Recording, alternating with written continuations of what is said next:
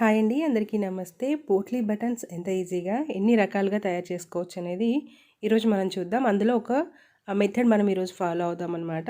Blouse కోసం అని చెప్పేసి ఈ పోట్లీ బటన్స్ రెడీ చేస్తున్నాను.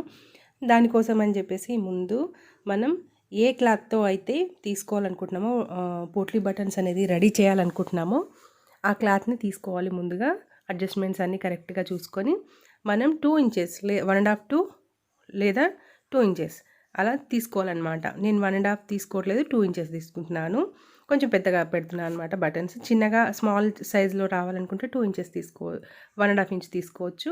నేను ఇక 2 ఇంచెస్ వెడ్త్ చూసుకుంటున్నాను అనమాట. లెంత్ కరెక్ట్ 4 మూలలు సమానంగా ఉండేలా 2 ఇంచెస్ ఉండేలా చూస్తున్నాను అనమాట.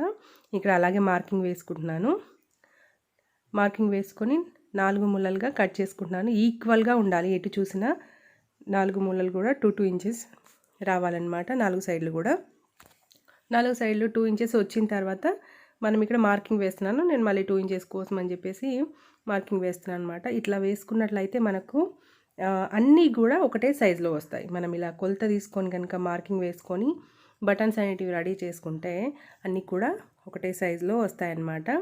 నేను కంప్లీట్గా నాకు ఎన్ని కావాలనేది విడివిడిగా కట్ చేసుకోకుండా ఇలా డబుల్ ఫోల్డింగ్ వేసి కట్ చేస్తున్నాను. మార్కింగ్ చేసుకున్న తర్వాత మనం కట్ చేసుకోవాలన్నమాట. ఇక్కడ మనకు చూసినట్లయితే నా క్లాత్లో ఎంతవరకు వస్తుందో అంతవరకు కూడా కంప్లీట్గా కట్ చేస్తానన్నమాట. కట్ చేసిన తర్వాత ఇప్పుడు ఎలాగనేది చూద్దాం.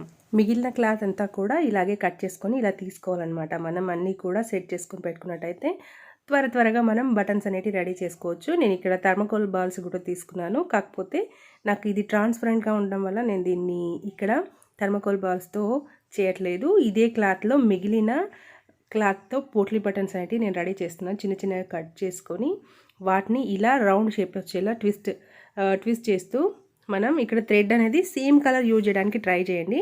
నేను ఇక్కడ మీకు కొంచెం కనిపించడానికి లైట్ కలర్లో థ్రెడ్ తీసుకొని మీకు చూపిస్తున్నాను.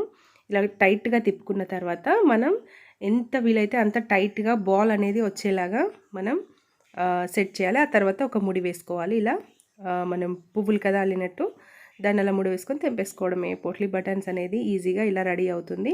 కాకపోతే చూడండి, మనం థర్మకోల్ బాల్స్తో చేసినవైతే మనకు ట్రాన్స్పరెంట్గా ఉన్న క్లాత్లో డిఫరెన్స్ ఉంటుందన్నమాట. అట్లా చేస్తే బాగుండదు. కాబట్టి నేను సేమ్ క్లాత్ తీసుకున్నాను, సేమ్ కలర్ క్లాత్ తీసుకొని బటన్స్ అనేవి రెడీ చేశాను. ఇలాగా చాలా రకాల పోట్లీ బటన్స్ అనేవి రెడీ చేసుకోవచ్చు. అందులో ఈ క్లాత్ చిన్నగా కట్ చేసుకొని చేసుకోవడం ఒక మెథడ్. అందులో అయితే మన కంప్లీట్గా అన్నీ కూడా అలాగే రెడీ చేసుకొని ఇలా బ్లౌజ్కి వేసి స్టిచ్ చేసుకోవడమే. మనకు తెలుస్తుంది కదా, చూడండి కంప్లీట్గా వేరియేషన్ అనేది తెలుస్తుంది. ఇలాగా అన్నీ కూడా ఇలా రెడీ చేసి పెట్టుకున్నట్లయితే త్వరగా బ్లౌజ్ స్టిచ్చింగ్ అనేది కంప్లీట్ అవుతుంది. ఫ్రెండ్స్, వీడియో కనుక నచ్చినట్లయితే లైక్ చేయడం, షేర్ చేయడం, సబ్స్క్రైబ్ చేయడం మర్చిపోవద్దు. Thank you for watching.